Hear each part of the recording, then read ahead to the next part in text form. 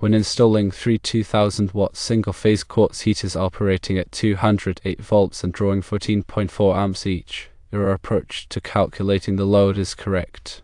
The 120-volt thermostat circuit does not contribute significantly to the overall load calculation because it primarily functions as a control switch, and its power consumption is negligible compared to the heaters.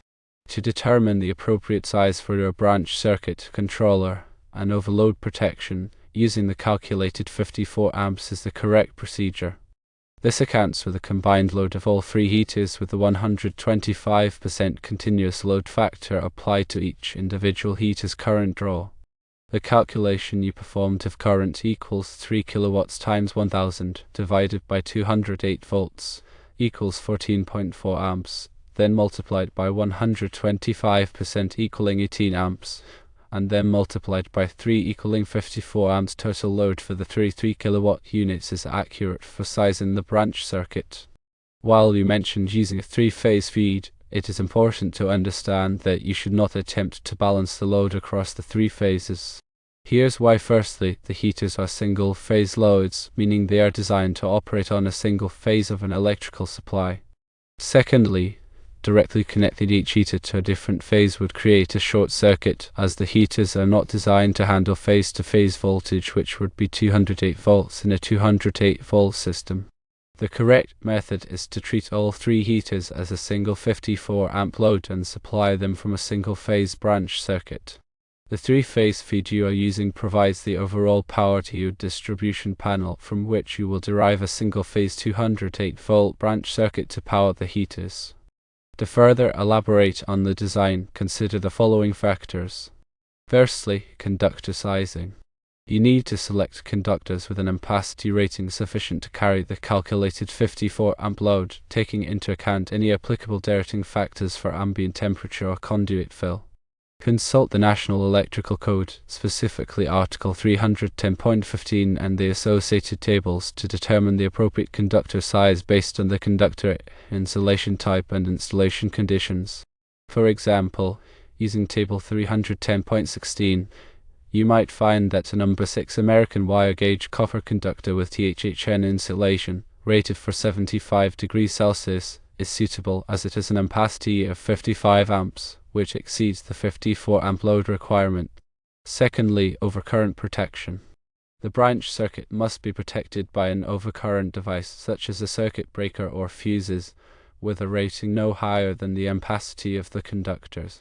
In this case, a 60 amp circuit breaker would be appropriate, provided that the conductors are rated for at least 60 amps. It is essential to verify that the selected overcurrent device is suitable for the specific application and meets all applicable code requirements. Thirdly, controller selection. The controller, which is operated by the 120-volt thermostat, must be rated to handle the full 54 amp load of the heaters. This means that the controller's contacts and internal components must be designed to safely switch and carry this current without overheating or failing. Consider using a magnetic contactor with a coil voltage matching the thermostat's 120-volt output.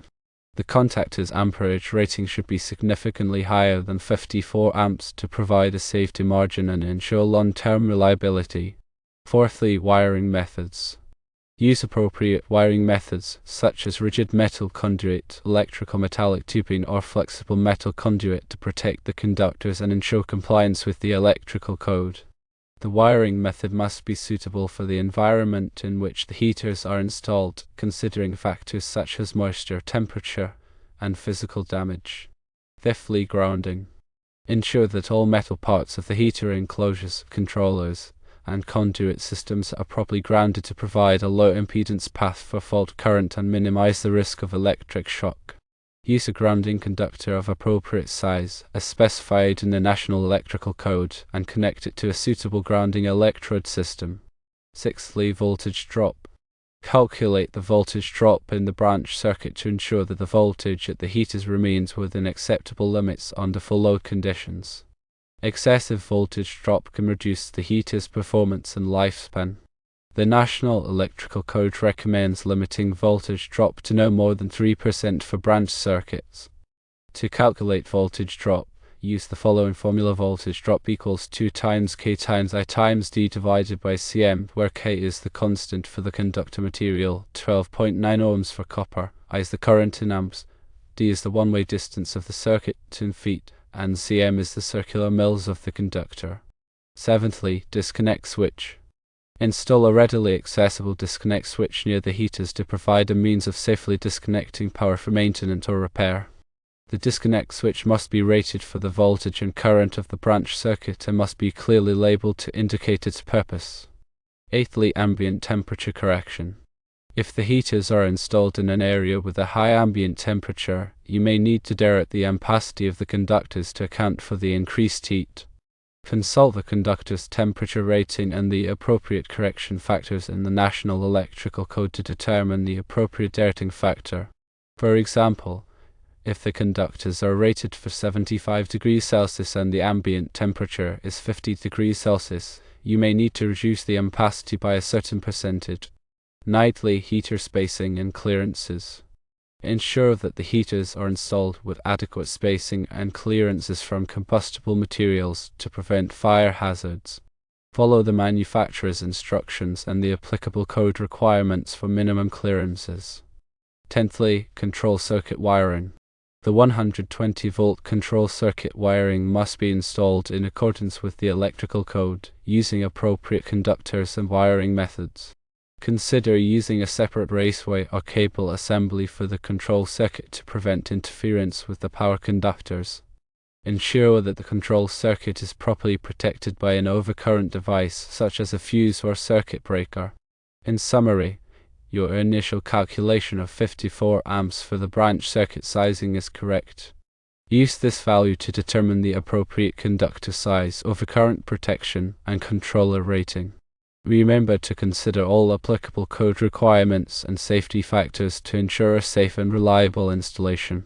Do not attempt to balance the single-phase heaters across a three-phase system, as it will create a short circuit. Instead, supply the heaters using a single-phase branch circuit derived from your three-phase distribution panel. By following these guidelines, you can ensure that your heater installation meets all applicable electrical codes and safety standards, providing safe and efficient heating for your space.